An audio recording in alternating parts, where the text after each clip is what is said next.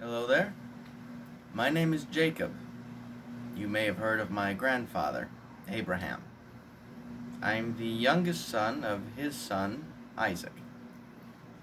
Now, because I was the youngest of Isaac's two boys, not much really should have become of me, at least according to the standards of the time and place we lived in. But God had other plans in mind. Now, you see, like I said, I was born the younger of two, but we were twins. We were mere seconds apart. So there were days that when my brother would go on about how he was the firstborn, that would really just bug me. I'm sure some of you know what it's like to when your siblings get on your nerves, right? Oh, one day I just decided, I've had it with Esau going on and on about how he's the firstborn. We were born only seconds apart. So, I'm gonna do whatever I can to steal his birthright from him. That's what we called the inheritance he would receive as the firstborn, his birthright. Now, Esau, he was the athletic type. Truth be told, he was Dad's favorite.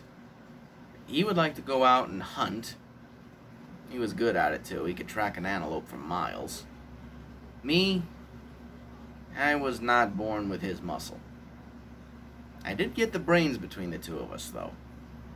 So while he was out hunting, I'd usually just stay behind and help Mom in the kitchen.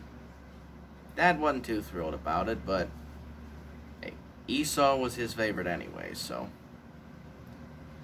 But one day, Esau comes back from a hunt, and he's got nothing to show for it. He's been out all day, and he's just got nothing.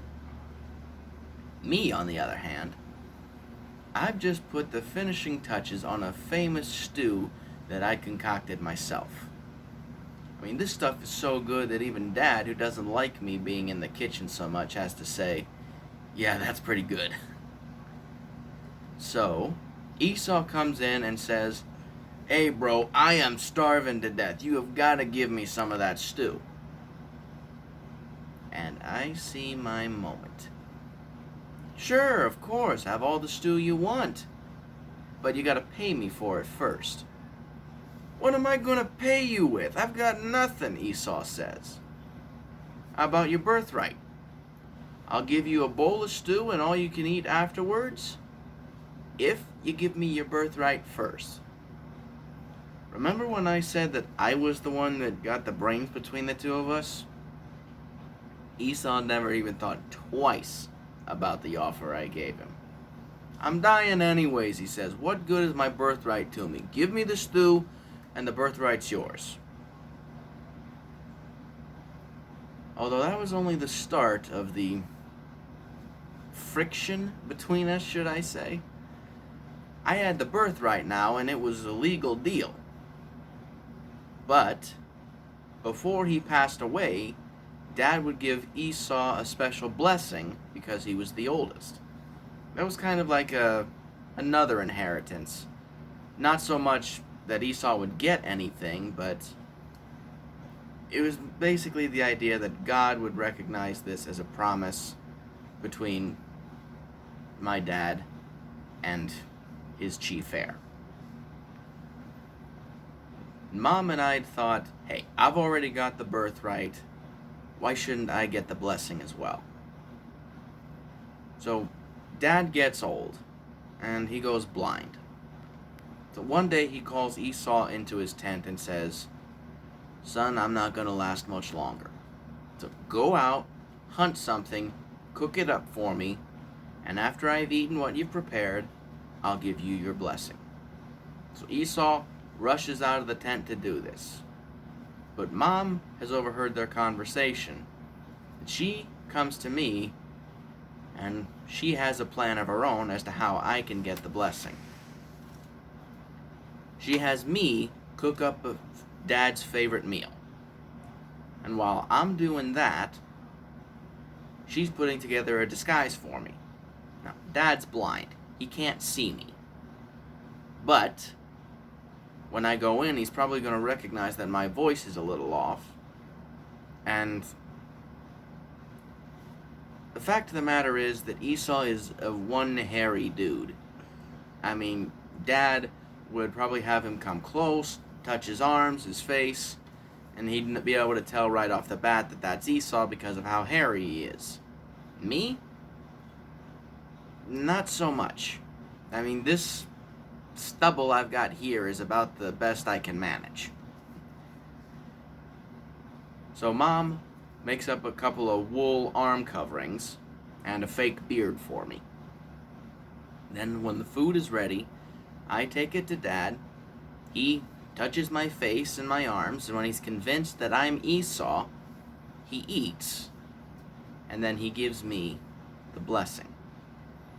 So I clear the dishes out, and I'm no sooner out of the tent than Esau comes with the food he's prepared. And that's when Dad and Esau realize they've been tricked. And Esau is furious. He's so mad, in fact, that he threatens to kill me. Now, Mom, she doesn't want me to get hurt, especially by my own brother. So she sends me off to live with relatives in Haran for a while. On the way there, though, and it's a several-day journey, I stop in this one valley for the night. I don't have much to work with, so I use a stone for a pillow. But that night, I have an incredible dream. I see God in heaven, and coming down out of heaven, and not too far away from where I'm sleeping, is a staircase, and angels are going up and down it. When I wake up in the morning, I realize I have been given a vision of God, and God is going to honor the blessing that I got dishonestly. The promise he made to my grandfather Abraham of turning his descendants into a mighty nation is going to be fulfilled through me. Not my brother, through me. And honestly, I can't even believe it. I'm not a good guy at this point. I'm a scoundrel. That's putting it politely.